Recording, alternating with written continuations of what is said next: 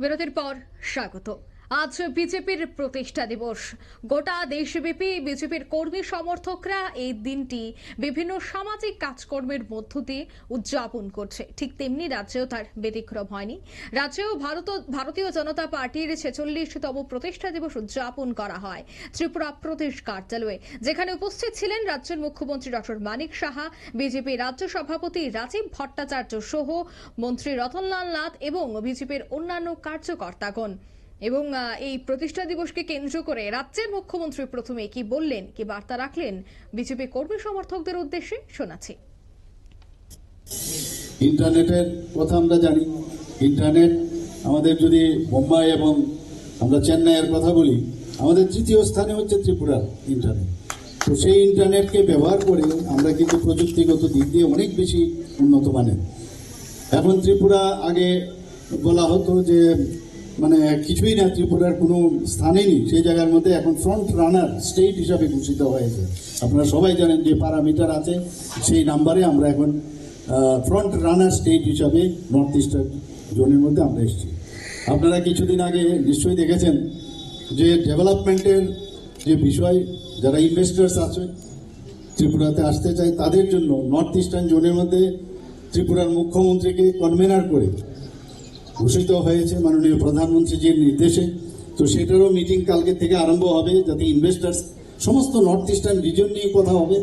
তো north eastern reason আমরা সবাই জানি যে কিছুদিন আগে আমাদের মাননীয় গৃহমন্ত্রী যে এখানে এসেছিলেন, যে পুরো অষ্টলক্ষ্মীর যদি আয়তন দেখা যায়, যে উত্তরপ্রদেশ।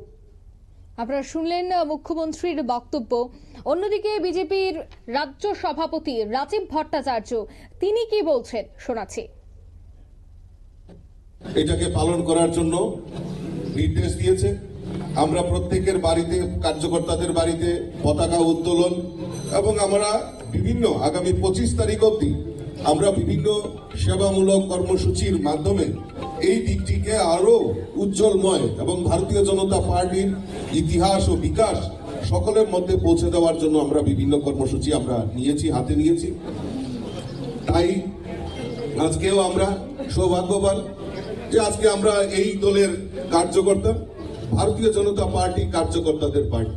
আজকে 1980 সনে যেই পার্টির জন্ম, আজকে 2025 এই 46 বছরে ভারতীয় জনতা পার্টির পৃথিবীর, শুধু ভারতবর্ষ নয়, পৃথিবীর মধ্যে সবচেয়ে সর্বশ্রেষ্ঠ পার্টি ভারতীয় জনতা পার্টি।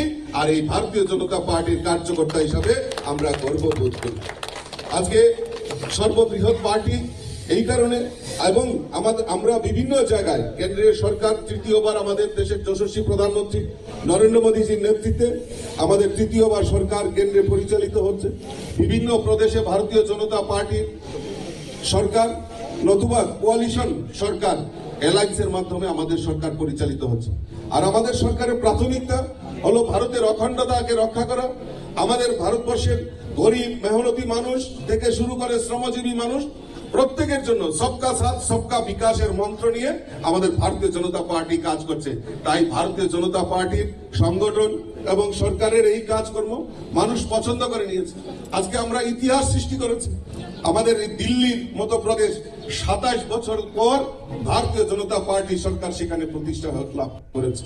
অর্থাৎ এই মোদীজির যে বিকশিত সংকল্প যাত্রা আর এই সবকা সাথ সবকা বিকাশের যে প্রয়াস নিয়ে আমাদের সরকার সমাজের প্রত্যেকটা অংশের মানুষ, সেখানে হিন্দু, মুসলিম, বৌদ্ধ, খ্রিস্টান, জৈন সকল অংশের মানুষকে সমবেত করে এবং তাদেরকে সহযোগিতার মাধ্যমে এই ভারতীয় জনতা পার্টির কর্মকাণ্ড এগিয়ে যাচ্ছে। তাই ভারতের সর্বশ্রেষ্ঠ পার্টি এবং সমস্ত জায়গায় ভারতীয় জনতা পার্টির সরকার প্রতিষ্ঠিত হচ্ছে। আমরা জানি, কারণ ভারতীয় জনতা পার্টি কার্যকর্তাদের পার্টি, কার্যকর্তাদের মূল্যায়ন করতেছিলেন এবং মূল্যায়নের মাধ্যমেই ভারতীয় জনতা পার্টির সংগঠন শ্রীবৃদ্ধি হচ্ছে। আর একদিকে অন্যদিকে আমরা যদি দেখি যে আপনারা শুনলেন রাজীব ভট্টাচার্যের বক্তব্য। তিনি বললেন যে আজ 46তম প্রতিষ্ঠা দিবস সাফল্যের নিরিখে এখনো দেশের শীর্ষে রয়েছে বিজেপি। প্রতিষ্ঠা দিবসের উৎসবের আবহে গেরুয়া শিবিরে দলের প্রতিষ্ঠাতা দিবসে বিভিন্ন রাজ্যে কর্মসূচি গ্রহণ করেছে বিজেপি। প্রতিষ্ঠা দিবসে দলীয় কর্মীদের শুভেচ্ছা জানিয়েছেন ইতিমধ্যেই প্রধানমন্ত্রী নরেন্দ্র মোদী। নিয়ে নিচে ছোট্ট একটি বিজ্ঞাপন বিরতি, সঙ্গে থাকুন।